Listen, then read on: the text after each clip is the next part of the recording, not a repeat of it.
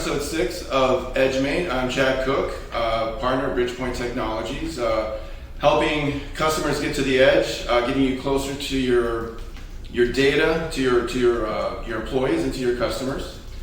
And today's guest is Karachi, and she works with Streamline Management, and we're going to talk about the hospitality industry a little bit. But before we get to all that, why don't you tell us a little bit about yourself, where you're from, and all that good stuff.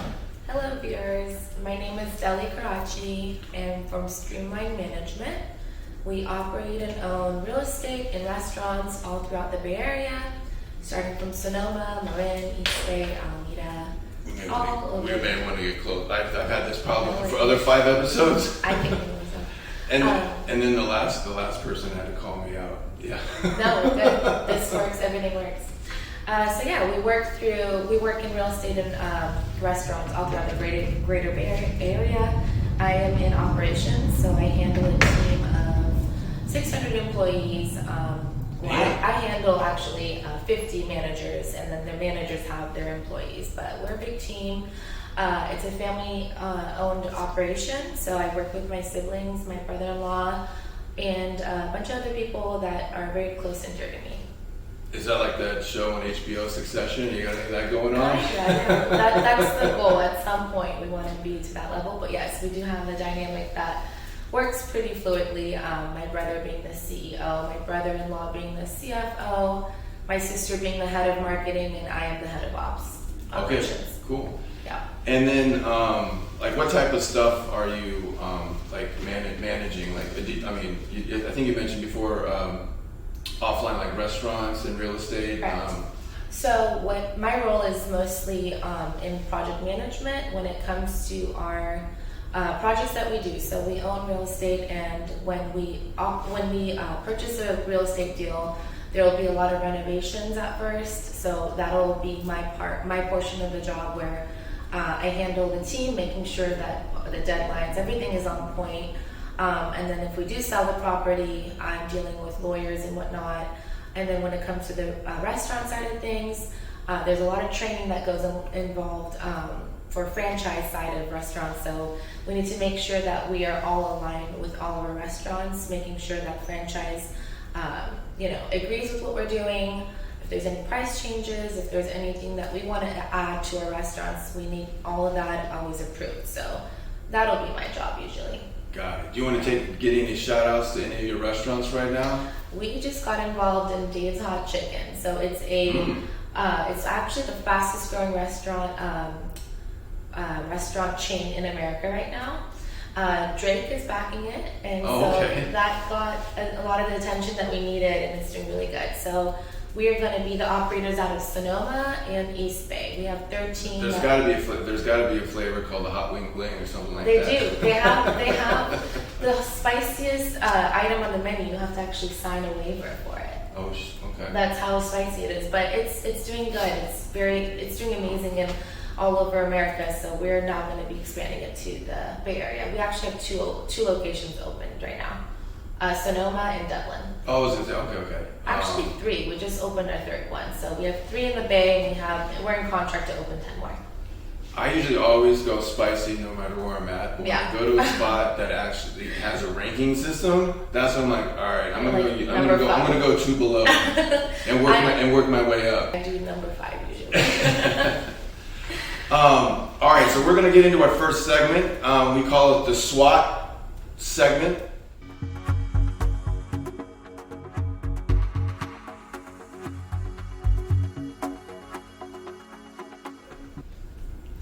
And the S stands for strength. So what would you say a strength of Streamline Management is versus, what is your edge in the marketplace, thus EdgeMate? Yeah. What differentiates yourself from other management companies? What's your strengths? The strength as a team, we always look for opportunities. So we buy and sell constantly with real estate and restaurants. We don't, we're never married to a project. So if we find an opportunity to make money and to create a system where we can grow from, we will always do that. That's a strength, I think, because when you have a project that takes 2 years to finish, no matter what it is, you just grow fond of it, and it's really hard to let go. But we've created a dynamic where we think of the bigger picture and we're like, all right, this is room for us to grow and sell it, and we'll find another one next time. Yeah, I mean, it sounds like you got 600 employees. You got Drake on the vocals. So it's like it sounds like you guys are gonna. He actually did there was a Grammy that he won like a year and a half ago, and instead of saying thank you, he was eating the chicken sandwich. And that great marketing plug. I wish we could have some. I wish we had some right now. We will go next. We'll do a field trip next week. Yeah. All right. Well, then conversely, the W stands for weaknesses. What would you say? Is there some things you got to work on? What are some of the weaknesses?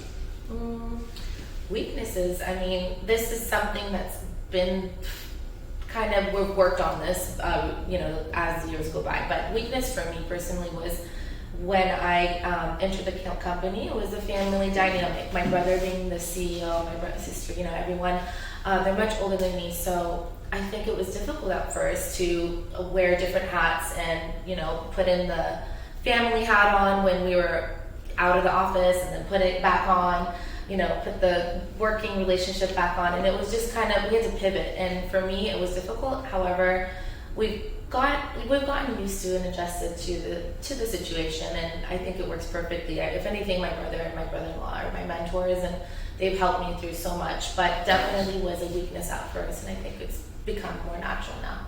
Cool. Yeah. Coming out of COVID, a lot of organizations, like chaos breeds opportunity, and that's the next section. That's the next. What the O stands for in SWAT. Like what kind of opportunities are you? I mean, you literally said that your company. That's like the whole point. That's your secret sauce is finding the opportunities. But like, is there any pro tips you have for everybody out there? I mean, if you're developers, if you're investors, never stop looking. It's something I do for fun. When I'm like in bed doing absolutely nothing, I'm still looking at projects that I need to get done, or at the upcoming projects that are coming. I mean, as a developer and as an investor, you never get really a moment where you just chill. It's something that you always have to have analysis paralysis and networking. It's one of the biggest things I think we do really well as a family. All of us are super, we have conversations with random people, and I think if anything, we always learn from one another. So opportunity, when you think that someone doesn't have anything to add to your life, you're totally mistaken. If you even take one little lesson from each communication you have, you're doing great. So opportunity is just being able to find the positivity in people, and expanding your network. Yep. Yeah, in my opinion. Yeah, you never wanna. Like I remember just to work at Lens Crafters, and you never knew. And sometimes like the most someone in the rat-tatted with a hole in their jacket. They went out the door with four pairs of glasses. Sort of like you're like. Especially in the Bay Area, I think that looks are totally deceiving. People don't 100%. Focus on that much. And then threats. That's what the T stands for. Threats. I should have thought about this one. Threats. I mean, the next best Karachi team out there that will outdo us. I don't know. I have to think about this one. We have all day. I can play a Drake song while you're sure.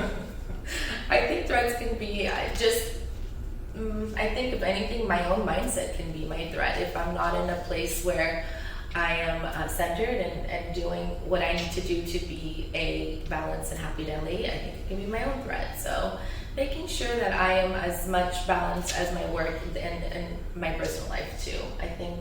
Oh, that definitely bleeds. Yeah, I the think personal bleeds into the for sure. Professional.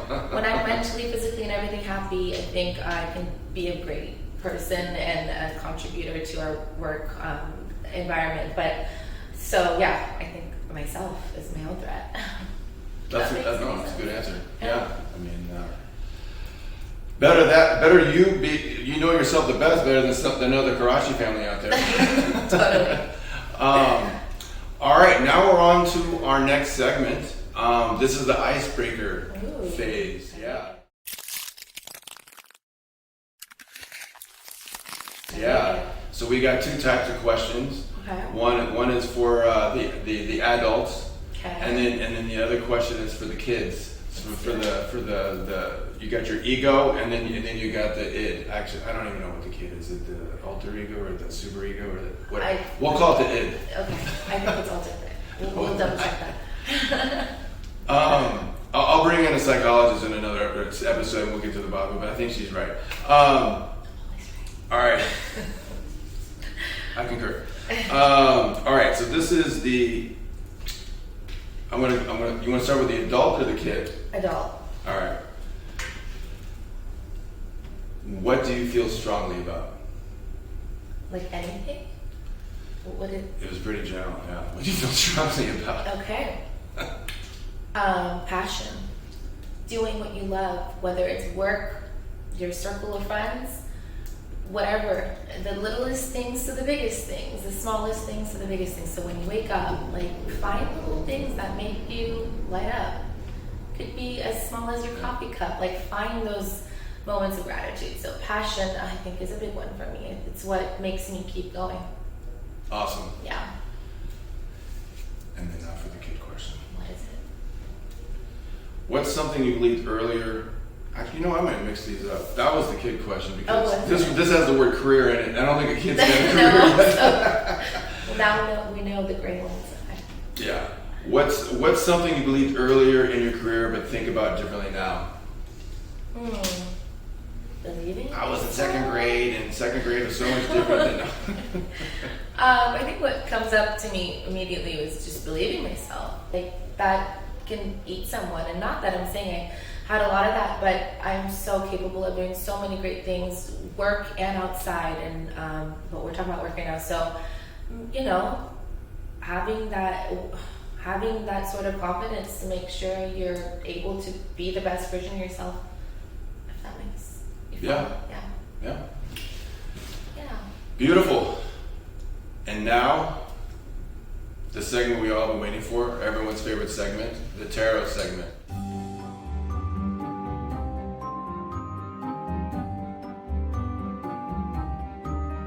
It's my favorite. No. So we already picked a card, but let's go over what you want some clarity on a particular subject, so we can go over that right now, and then we can get into the card. Let's do it. So the clarity I had in my mind, my intention is that I want to do some sort of side passion project. I love coordinating and I love events. I love managing them. I love people. I love bringing people together. So all of this aligns with maybe creating some sort of like events management sort of group for myself. See how that goes. So that was the intention behind it, and there's never a right time, and I think the last year I've kept thinking, when is the right time? There is none. So that was what I had in my head when I thought of that card, or when I chose that card. Okay, yeah, and speaking of which, the card she selected was the Hermit. And the Hermit is a major arcana card, which is different than a minor arcana card. Minor arcana cards are like day-to-day stuff. A major arcana card is basic life, shifts of life, like a movement, something big that's gonna happen. And so obviously starting your own venture, that's a big move. On top of what I'm doing, so this is a side situation. Yeah. Well, I bring that up because the Hermit is more, by itself. So the Hermit is more of a solo, like they need to withdraw from something in order to get that focus. Right. Because if you're like lying with something, if you're basically doing something else, your mind's elsewhere. Distraction. There's distraction, and typically when you're focused on something. So what I'm thinking is there needs to be some layer of solitude. I was spitballing, but like going on like a vacation or whatnot to focus on, and then writing out the business plan, figuring out, because like if you do it here, like you got phone calls, you got emails, day to day, and the day to day. Yeah. So I love it. You get some, so that, I feel like, and then the Hermit card also connotes wisdom. So obviously you know what you're doing, It's just that you need to get rid of the static in order to focus and put something together. Mm-hmm. So that's how. I mean, it was pretty much on point, spot on, the way you explained it and what I was thinking about. Yeah. So we're thinking have some solitude time to be able to expand, is what you're saying.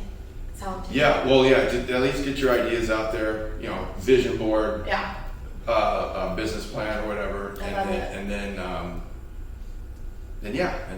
you can get, then you have something to work with. Totally. And it'll be a lot easier to combine that with everything else in your life. I love that. Thank you. Yeah. It's awesome. I took a photo of it. Well, so it's going to be here for infinity on Perfect. On the web. on my YouTube, EdgeMade YouTube channel. I think I got 16 subscribers. I need more, at least 2 more. Well, you have one. Yes. Well, that's it for today's episode. Special thanks to Deli. Thank you. Thank you. And till next time, keep rocking. I got to come up with a catchphrase that's better than keep rocking. All right, bye.